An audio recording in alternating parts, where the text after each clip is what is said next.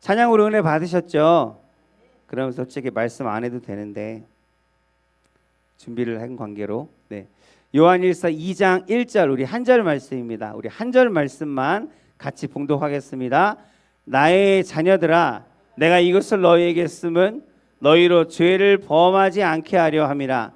만일 누가 죄를 범하여도 아버지 앞에서 우리에게 대언자가 있으니 곧 의로우신 예수 그리스도시라. 아멘. 함께 읽은 우리 한 절 말씀을 가지고 나는 진짜인가 가짜인가 라는 제목으로 함께 은혜를 나누겠습니다. 스스로에게 한번 물어. 나는 진짜인가 가짜인가? 진짜입니까? 여러분 모두 진짜 하나님의 피조물이고 온 세상에 온 우주에 단 하나밖에 없는 존귀한 하나님의 사람인 것을 우리가 기억하며 기뻐하시기 바랍니다. 이 세상에는 진짜가 있는가 하면 가짜가 있습니다. 물건이 값이 더 나갈수록 귀한 물건일수록 아니면 희귀한 것일수록 가짜가 많아요. 보석 중에 가장 비싼 게 뭐죠? 잘 아시네요. 집에 하나씩 있으시죠? 작고 반짝반짝하는 거. 네. 그래서 이 다이아몬드가 여러분 말한 것처럼 보석 중에서는 가장 값어치가 있고 귀한 것이라서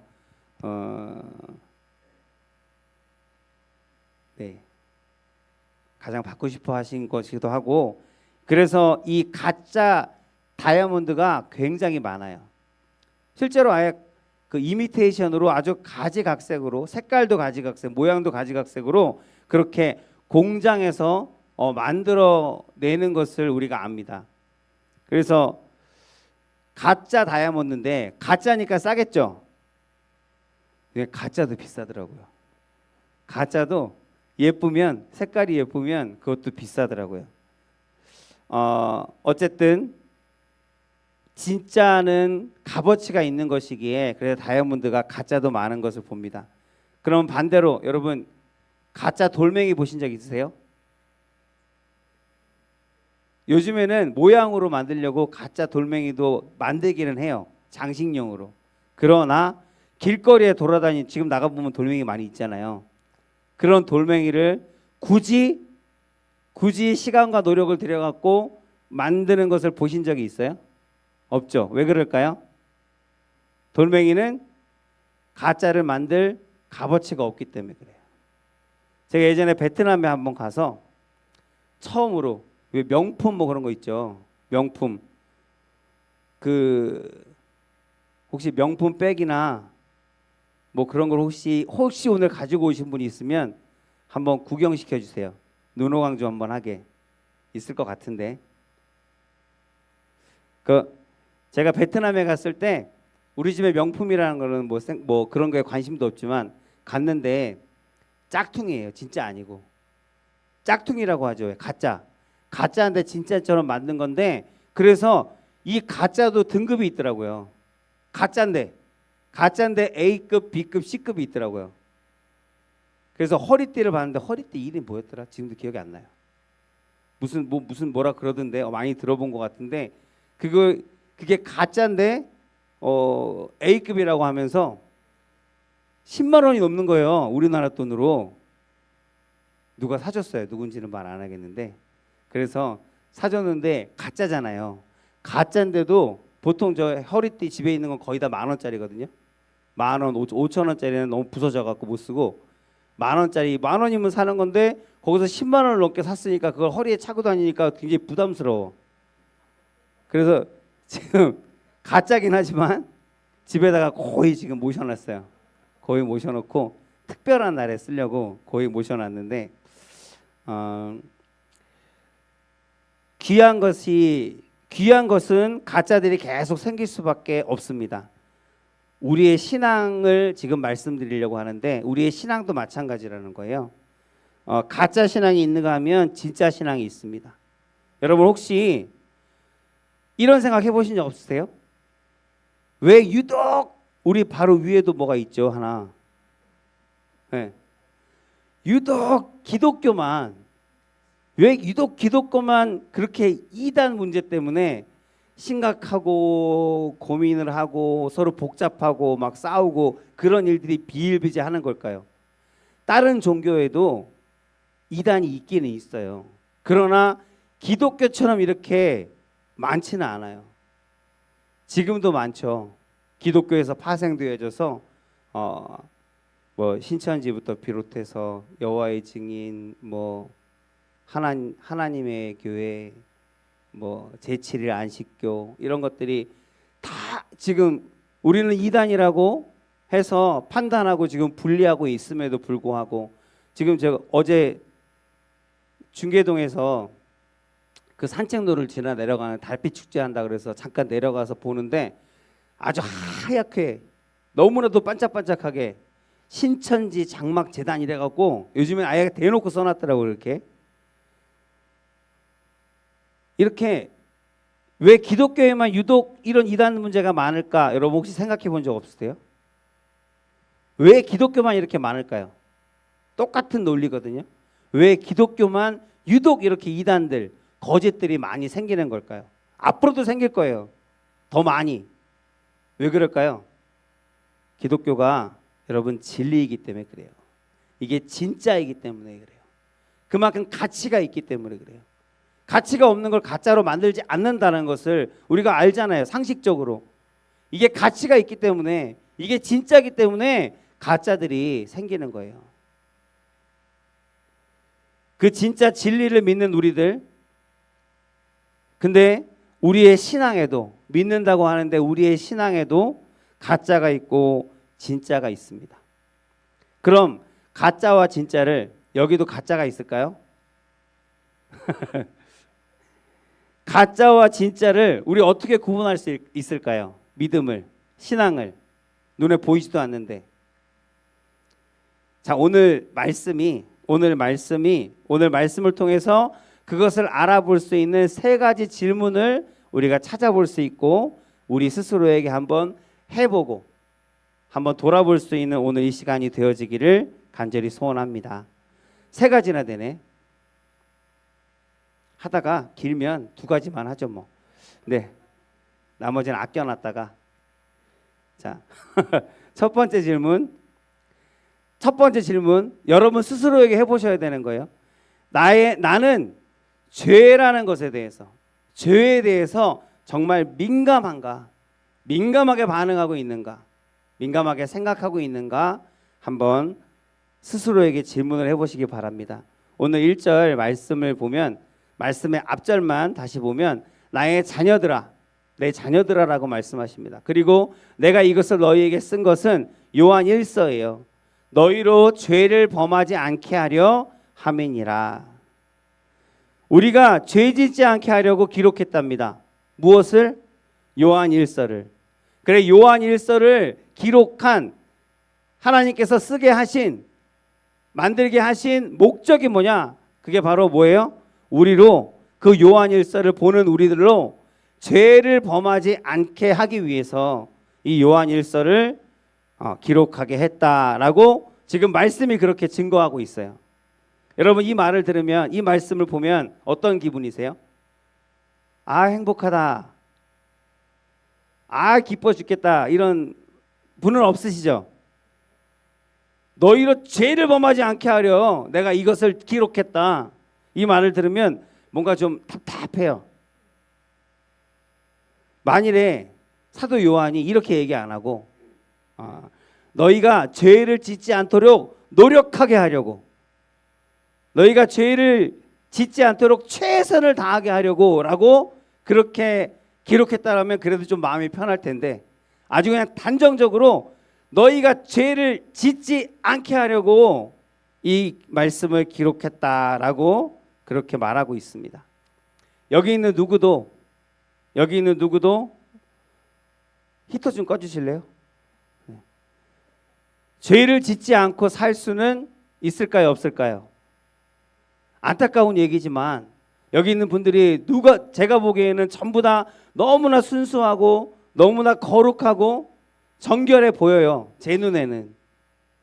그러나 여기 있는 어느 누구도 살아가면서 죄를 짓지 않고 살 수는 없는 게 사실이잖아요. 여러분의 삶을 우리는 뼛속까지 죄인입니다. 아멘이십니까? 굳이 아멘 하실 필요는 없는데 여러분의 삶을 한번 돌아보시기 바랍니다. 여러분 예수님 알기 전에 여러분이 예수님을 알기 전에는 열심히 죄를 짓고 정말 방탕하게 살았는데 예수님을 알고 예수님을 영접하고 난 다음부터는 전혀 죄를 짓지 않고 살아가세요? 네? 네? 아니요. 저도 아니요. 네라고 못하는 것은 우리는 여전히 예수님을 영접했어요. 나의 주인이라고 고백했어요. 그 말씀이 진리이고 그 말씀대로 사는 것이 축복이라고 하나님의 약속의 말씀 가운데 내가 아멘으로 화답했습니다. 그럼에도 불구하고 우리는 여전히 죄를 짓습니다. 분명히 우리가 알아야 할 것은 하나님은 분명히 우리를 거룩한 삶으로 부르고 계십니다. 그렇기 때문에 우리가 죄를 짓지 말아야 하는 것은 너무나 당연한 사실이에요. 그것은 분명한 성경의 가르침이에요. 진리입니다. 근데 우리의 궁극적인 목적이 뭐냐면 성경에도 나와 있어요. 우리는 점도 없고 마지막에 가서 마지막 때에 점도 없고 흠도 없고 그런 거룩한 그리스도의 신부로서 하나님 앞에 서는 것이 하나님께서 우리에게 요구하시고 성경에서 우리에게 구원하신 그 마지막에 우리의 모습입니다. 하나님께서 완성하기를 원하시고 반드시 내가 그렇게 하리라 하신 우리의 마지막의 모습이 바로 흠도 없고 점도 없는 예수 그리스도의 신부로서 하나님 앞에 서는 거예요. 그러나 하나님께서는 연약한 우리를 아시기 때문에 하루아침에 우리가 완벽한 어떤 그런 삶을 살아내라고 그렇게 다그치고 야단치시고 책망하시는 분은 아닙니다. 우리를 너무나 잘 아시기 때문에 머리털을 세시기까지 아시는 하나님이시기 때문에 그것이 우리가 불가능한 것을 하나님은 이미 우리보다 더 잘 알고 계세요. 그럼 왜 사도 요한은 하나님의 말씀을 대언한 것인데 사도 요한은 왜 지금 우리에게 이렇게 얘기하는 걸까요?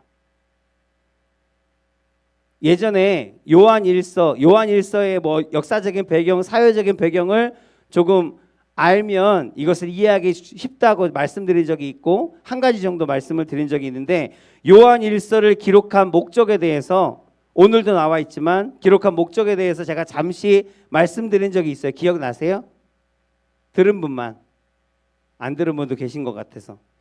그래서 요한일서의 목적에는 지은 목적은 아주 공격적인 목적이 하나 있고요. 방어적인 목적이 있어요. 두 가지의 목적이 있습니다. 공격적인 목적은 뭐냐면 간단해요.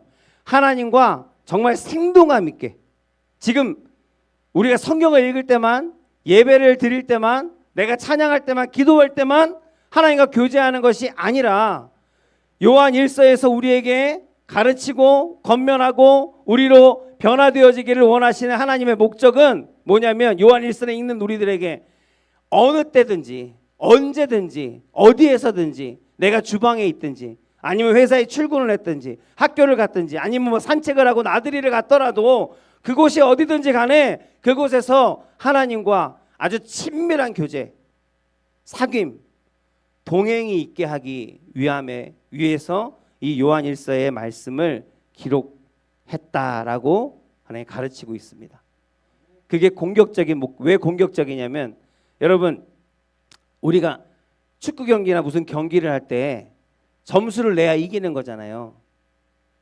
그래서 우리가 신앙적으로 우리의 영적 전쟁 가운데서 우리가 영적 전쟁 가운데 승리하고 이길 수 있는 것은 공격이에요. 그 공격이 뭐냐면 그냥 가만히 앉아 있으면 내가 아무렇고 안 하고 보통 사람들 그렇게 얘기하죠.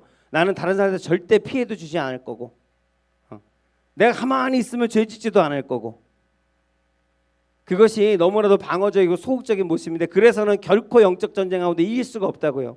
그래서 요한일서에서 공격적으로 말씀하신 것이 뭐냐면 너희는 적극적으로 빛 가운데 행하라는 거예요. 선을 행하라는 거예요. 선을 행하는 것이 악한 사단 마귀 가운데서 이기는 방법이라는 거예요. 최선의 방어는 뭐예요? 뭐 축구 안 해보신 분들도 아잖아요. 최선의 방어는 공격이에요.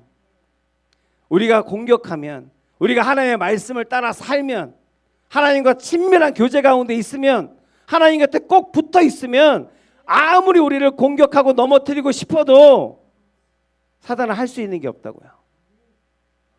그래서 요한 1서에서 말하는 것은 날마다 언제든지 어디서든지 하나님과의 친밀한 교제, 사귐, 동행을 가지라고 그렇게 권면하고 있어요.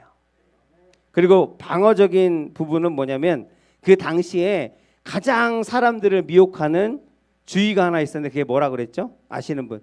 영지주의. 그 당시에 가장 골머리 아픈 게 영지주의였어요. 그 영지주의가 뭐냐면, 영지주의는 어떤 특별한 지식이 있어야만 구원을 받는다라는 것이 논리인데, 그 특별한 지식 가운데 어떤 게 있냐면 너무나도 어이가 없는 게 영과 육을 완전히 구분을 해요. 하나님은 영에만 관심이 있으시고 우리의 영혼에만 관심이 있어. 우리의 영혼을 구원하시는 것에만 관심이 있고, 우리의 육신은 어차피 이 땅 가운데서 흙으로 만들었다 흙으로 돌아갈 거니까 하나님과는 상관이 없다는 거예요. 그래서 영은 너무나도 귀한 것이고 너무나도 아름다운 것이고, 그리고 그 반대돼서 육은 천한 것이고 더러운 것이고 악한 것으로 그렇게 구분을 하는 거예요. 그렇게 가르쳤기 때문에 영지주의를 받아들인 사람들은 아주 극단적인 두 가지의 모습이 나타나는데, 첫 번째 모습은 뭐냐면 육신이 악한 거잖아요. 육신이 더러운 거잖아요. 그러니까 이 육신을 가만히 놔두면 안 돼. 이 육신의 생각대로 육신을 만족하게, 육신을 편안하게, 육신을 행복하게 놔두면 안 되는 거예요. 그래서 어떻게 해요? 그 당시에 채찍으로 등을 때려서 막 피가 철철 흐르도록 자기 몸을 학대하는 거예요. 돌멩이 산을 무릎으로 올라가요. 발로 올라가는 게 아니라 무릎으로 올라가요. 그렇게 고통을 주고, 자기 몸인데 자기 육신을 악하다고, 그 악한 육신을 편하게 두면 안 된다고 그렇게 학대하고 아주 극단적으로 금식을 하고 그러는 모습들이 실제로 있었어요. 그리고 반대되는 극단적인 행동은 뭘까요? 육신은 두 번째 반응은 뭐냐면 육신은 망했어. 이미 버린 몸이야. 희망이 없어. 그렇기 때문에 어떻게 해요? 육신은 이미 버림을 당했기 때문에 하나님과는 상관없는 것이기 때문에 그 육신을 가지고 무슨 악을 행하든지 상관없다는 거예요. 이미 망한 거니까. 이미 망했으니까. 그래서 그 육신을 가지고 간음을 해도 상관없고 폭행을 해도 상관없고 아무리 부끄러운 짓과 죄를 범하더라도 상관이 없다. 라는 그러한 행동을 하는 사람들이 그 당시에 실제로 있었다라는 거예요. 그 사람들을, 그 영지주의를 대적하기 위해서 기록한 이 성경이 바로 요한 1서이기도 합니다. 그래서 한마디로 무슨 얘기예요? 너희들은 죄를 지어도 정말 괜찮다고 생각해? 육신이 더러우니까 육신으로 하는 것들은 아무 상관이 없다고? 그렇지 않아. 그렇지 않아. 하나님은 육신에도 관심이 있으셔. 너희로 무슨 말씀인지 아시죠? 예수님께서 승천하실 때 사람들에게 예수님 가면 안 됩니다. 떠나지 마세요. 아니야. 내가 떠나는 게 너희에게 유익이야. 내가 지금 육신을 입고 지금 너희와 함께 있지만 이것은 잠시일 뿐이고, 아니 내가 떠나가면 또 다른 보혜사, 나와 똑같은 보혜사가 너희에게 올 것인데 그분은 너희에게 모든 것을 가르칠 것이고 내가 말한 모든 것들이 다 생각나게 하실 것이고 그리고 너희와 영원히 함께 있을 거야. 성령께서 오신다고 하시는 말씀이에요. 그가 와서, 근데 그 성령께서 오시면 어디로 와요? 우리가 믿었어요. 예수님을 영접했어요. 그래서 예수님의 말씀대로 성령께서 우리 가운데 지금 계세요. 믿으십니까? 이 말씀대로 예수님께서 약속하셨기 때문에 오신 그대로 다시 오실 그날까지 성령께서 우리와 함께 하실 것인데, 그 성령께서 지금 우리 가운데 있다는 거예요. 우리 마음 가운데, 우리 옆에 같이 있다는 거예요. 근데 그 성령께서 오셔서 뭐라고 하시냐면, 성령께서 와서 가장 처음으로 여러분들에게 할 일이 뭐냐면, 그가 와서 죄에 대해서, 의에 대해서, 심판에 대해서 세상을, 우리를 책망하실 것이다 라고 지금 말씀하고 있다는 거예요. 여러분이 성령을 받으면, 우리가 믿음으로 성령을 받으면 그분이 우리에게 위해서 가장 먼저 하시는 일이 죄에 대해서 책망하는 거래요. 그러므로 우리의 신학이 진짜라면, 내가 진짜 믿음이 있다면, 그러면 우리가 믿을 때 성령께서 함께 하시고 그때부터 우리 가운데 변화가 일어나는 거예요. 그것이 무슨 변화예요? 죄에 대해서 책망한다 하잖아요. 죄에 대해서 민감해지는 거예요. 내가 죄를 범하려고 하면 내 안에 성령께서 책망하시는 거예요. 그것은 부끄러운 거야. 그것은 하면 안 되는 거야. 그것은 하나님께서 기뻐하지 않아. 전에는 아무 생각 없이 죄를 지었어요. 그런데 이제 성령께서 내 안에서 책망하고 계시니까 우리의 양심을 건드리고, 내가 하나님을 믿는 사람인데 이렇게 살면 안 되겠구나 라고 하는 마음, 말 한마디가 그래서 조심스러워지고 행동이 신중해지고, 그런 변화들이 어떻게 너무나도 당연하게 내가 예수님을 믿고 올바른 믿음을 가지고 참된 진짜 그리스도인이라고 하면 그런 변화가 너무나도 당연하게 따라오는 것이 마땅하다는 거예요. 어차피 여기 계신 분들 중에는 예수님을 믿기 전에 뭐 사람을 죽이는 죄를 지었거나 사기를 치거나 공금을 횡령하거나 뭐 그런 분들은 안 계시죠? 안 계시죠? 대답을 안, 깜짝 놀랐네. 그런데 우리들이 잠깐 착각하는 것들이 뭐냐면, 우리가 지금까지 나쁜 짓만 안 하면 된다라는 수준에 지금 머물러 있다는 거예요. 근데 예수님을 믿고 죄에 민감해지면 이젠 거기서 벗어나고 변화되게 돼요. 예전에는 그냥 내가 나쁜 짓만 안 하고 사람들한테 피해만 안 끼치고 내가 그렇게 그냥 선하게 착하게 살면 되지. 거기에 머물렀다면, 내가 예수님을 믿고 성령으로 충만하게 되어지고 내가 성령을 받으면, 그 성령의 책망하심을 들으면 그때부터는 악을 행하지 않는 것으로 만족 웃을 수 있는 것이 아니라 내가 선을 행하지 않는 것이, 그것이 죄라는 것을 깨닫게 된다는 거예요.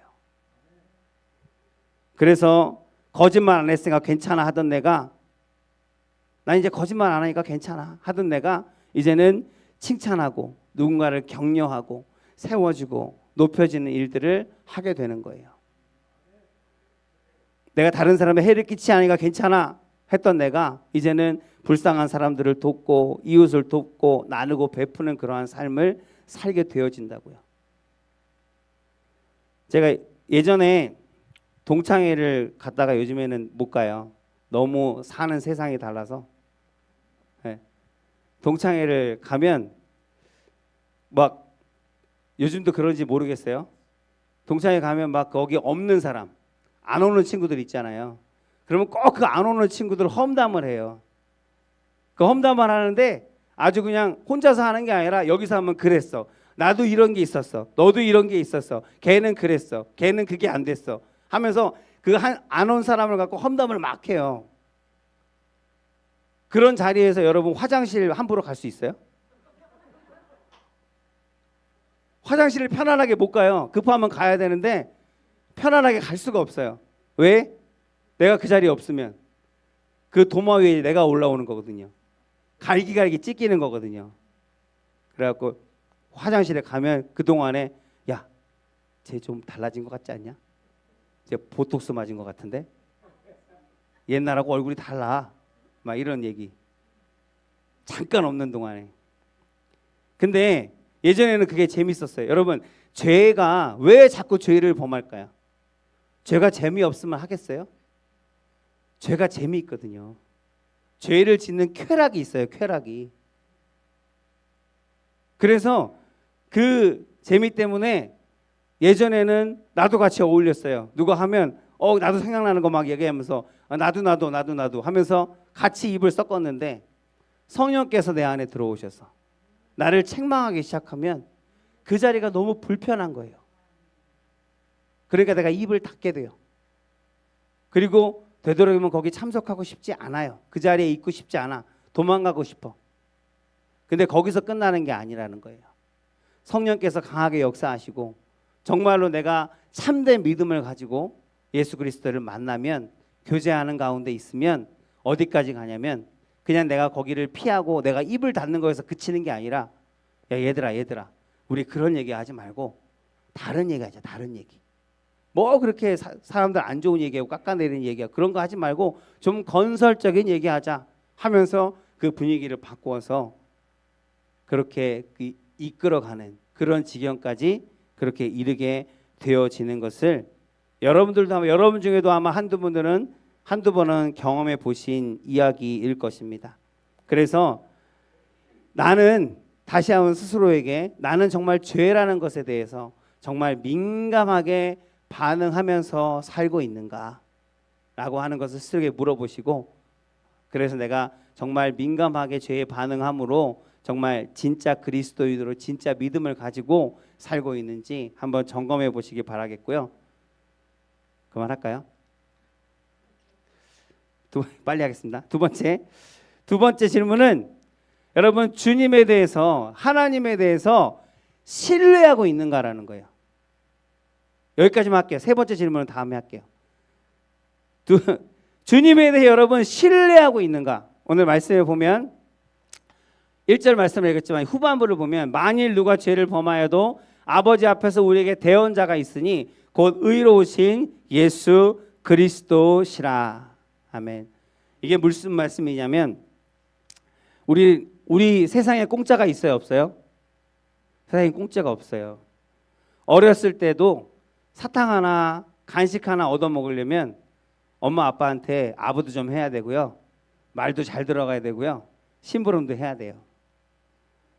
뭐 중간고사나 기말고사에서 시험 성적 잘 받으면 상 받고, 못 받으면 막 날라차이가 날라왔어요. 저희 같은 경우는. 근데 저희 아버지가 태권도 교관이신데 꼭 저희를 두고 연습을 하셨어요. 그렇다고 뭐 심하게 그런 건 아니고, 어쨌든 직장에서 일을 잘하면 보너스를 받고, 일 잘 못하면 잘려요. 그렇다면 우리는 구원을 받았어요. 그리고 죽을 수밖에 없는 자들이 영원한 생명을 받았습니다. 그런 엄청난 것을 우리가 받았는데, 그것을 받을 만큼, 그 은혜와 축복과 선물을 받을 만큼 여러분들이 잘한 게 있습니까? 잘한 게 없어요. 우리 잘한 게 아무것도 없습니다. 그러니까 그러면 그것은 어떻게 받은 거예요?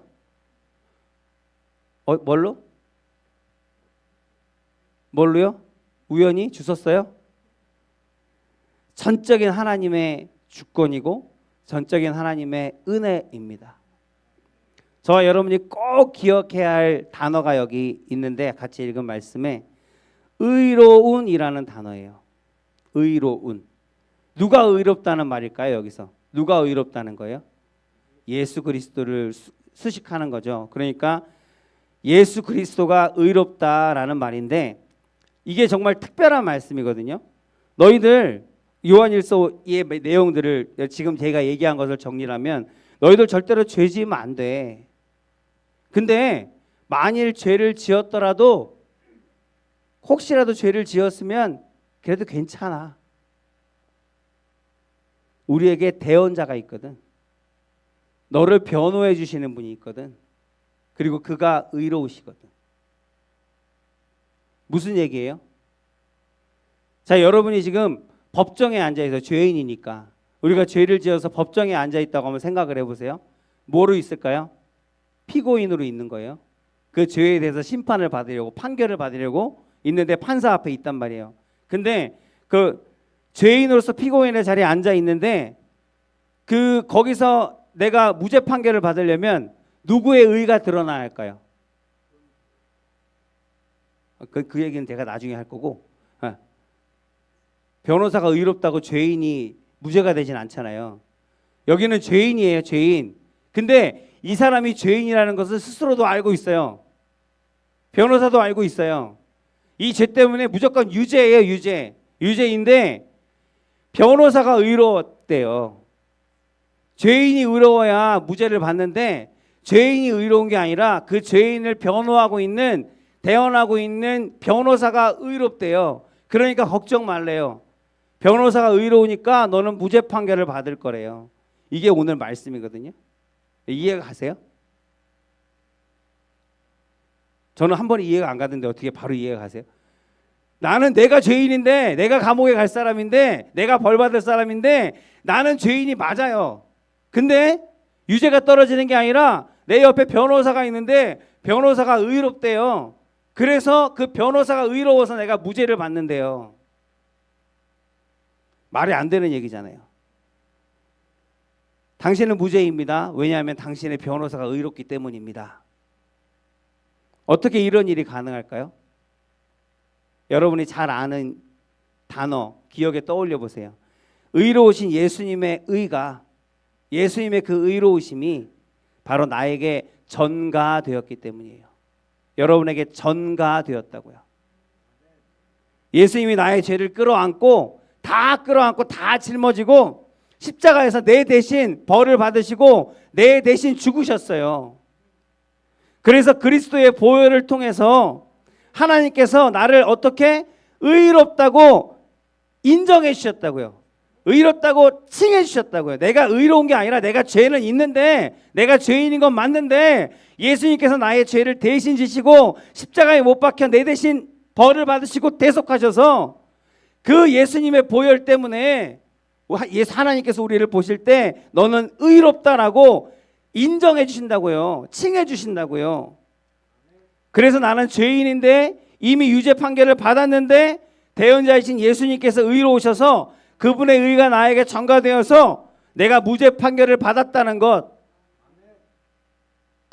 그것을 바로 성경에서는 구원이라고 하는 거예요.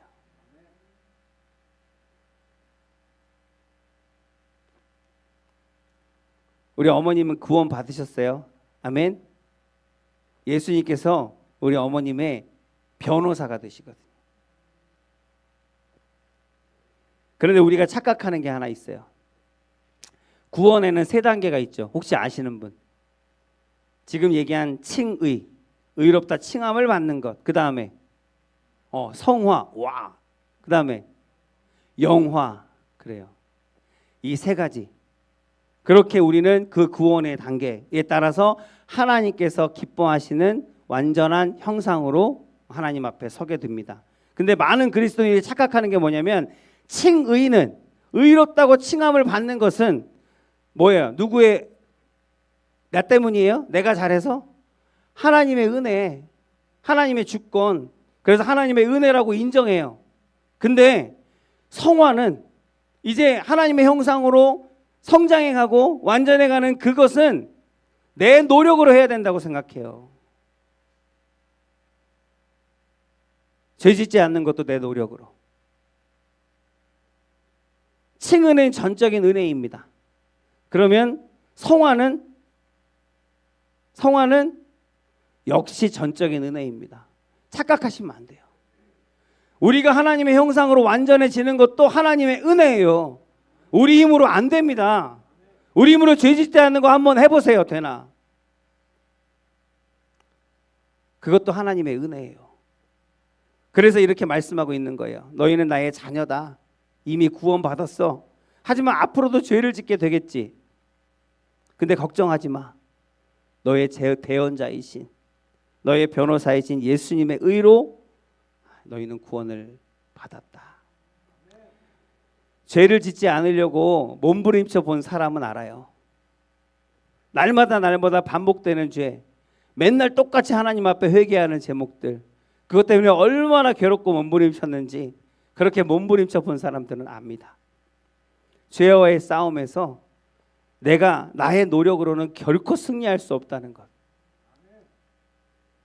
그래서 사도 바울도 이렇게 비명을 지르잖아요. 뭐라고요?